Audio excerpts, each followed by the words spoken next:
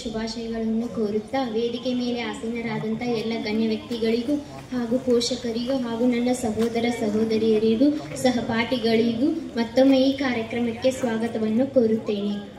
ನಾನು ಈ ವಿಜೇತ ಎಂಬ ಕಾಲೇಜಿನಲ್ಲಿ 2 ವರ್ಷಗಳ ಕಾಲ ಜರ್ನಿಯನ್ನು ಮಾಡೇನಿ.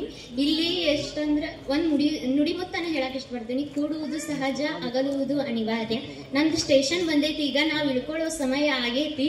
ಹಾಗಾಗಿ ಮುಂದಿನ ವಿದ್ಯಾಭ್ಯಾಸಕ್ಕಾಗಿ ಹೋಗ್ಬೇಕಾದ ಸಮಯ ಬಂದೈತಿ. ಹಾಗಾಗಿ ನಾ ಈ ಕಾಲೇಜ್ ಬಗ್ಗೆ ಹೇಳ್ಬೇಕಂದ್ರೆ ಸ್ಟಾರ್ಟಿಂಗ್ ಬಂದ್ಬಿಟ್ಲೆ ನನಗೆ ಒಂದು ಬಲೂನ್ಸ್ ಹಾಕಿದ್ರೆ ಅದೇನಂದ್ರೆ ವಿಜೇತ ಫ್ಯಾಮಿಲಿ ಅನ್ನೋದು.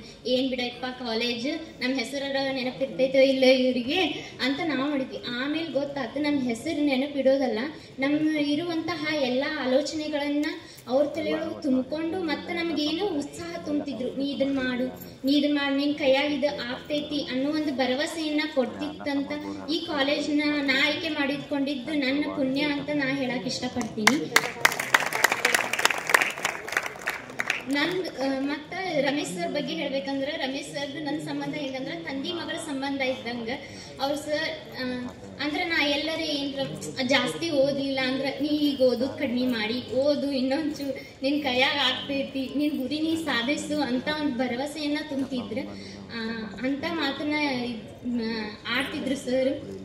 ಸರ್ಗೆ ತುಂಬ ಹೃದಯದ ಧನ್ಯವಾದಗಳನ್ನ ಹೇಳ್ತೀನಿ ನನ್ನಲ್ಲಿ ಭರವಸೆಯನ್ನ ಮೂಡಿಸಿದ್ದಕ್ಕಾಗಿ.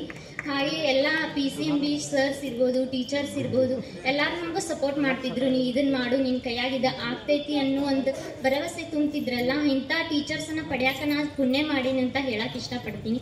ಹಾಗೆ ನನ್ನ ಸಹೋದರರು 4 ದಿನಗಳ ಕಾಲ ಅಕ್ಕ ಮತ್ತು ಅಣ್ಣಗಳನ್ನ ಸಂತೋಷವಾಗಿಡ್ಬೇಕು, ಸಂತೋಷವಾಗಿ ಇವ್ರನ್ನ ಬೀಳ್ಕೊಡ್ಬೇಕು ಅನ್ನೋ ಒಂದು ಕಾರಣಕ್ಕಾಗಿ 4 ದಿನಗಳ ಕಾಲ ಆಟಗಳನ್ನ ಇಟ್ಟಿದ್ರು. ಮತ್ತು ನಮಗ ಹಿಂದಿನ ನೆನಪುಗಳನ್ನ ತರ್ಸಾಕ ನಮ್ಮ ಸಣ್ಣರಿದ್ದಂಗೆ ಫೋಟೋ ಎಲ್ಲ ತಂದು ಒಂದು ರೂಮ್ ಒಳಗೆ ಡೆಕೋರೇಷನ್ ಮಾಡಿದ್ರು.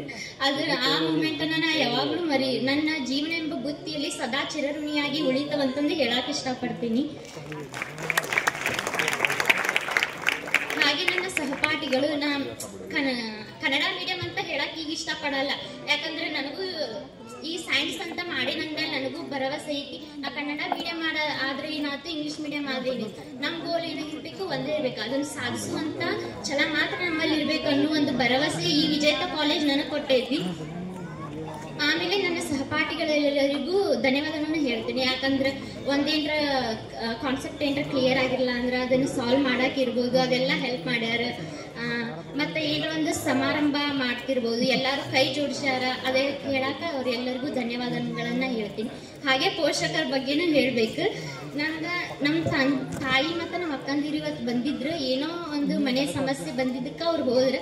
ಹಾಗಾಗಿ ನಂಗೆ ಸೀರೆ ಉಟ್ಕೋಬೇಕಲ್ಲ, ಸೀರೆ ಉಟ್ಕೊಳಕ್ ಬರ್ತಿದ್ದಿಲ್ಲ. ಹಂಗಾಗಿ ಒಬ್ರು ಪೇರೆಂಟ್ಸ್ ಕಡೆ ಹೋದೆ. ಆಂಟಿ ನಂಗೆ ಉಡಿಸ್ರಿ ಅಂತಂತಂದು ಅವ್ರ ಅಂಟಿಗೆ ನಮ್ಮ ಮನೆ ಹೆಣ್ಮಗಳಿಗೆ ನಾವು ಉಡ್ಸಕ್ ನೀ ಎದಕ್ಕೆ ಪರ್ಮಿಷನ್ ಕೇಳಬೇಕು ನನ್ನಂತ ಒಂದು ಮಾತು ಹೇಳಿದ್ರಲ್ಲ. ಆ ಮಾತಿನಿಂದ ನಾನು ಇಂಥ ಪೋಷಕರು ಈ ವಿಜೇತ ಕಾಲೇಜ್ ಇಂಥ ಬಂದಾಗ ಭೇಟಿ ಆಗೇನಲ್ಲ ಅನ್ನೋ ಒಂದು ಹೆಮ್ಮೆ ನನ್ನಲ್ಲಿ ಐತಿ ಅಂತ ಹೇಳಿ ಇಷ್ಟು ಹೇಳಿ ನನ್ನ ಭಾಷಣ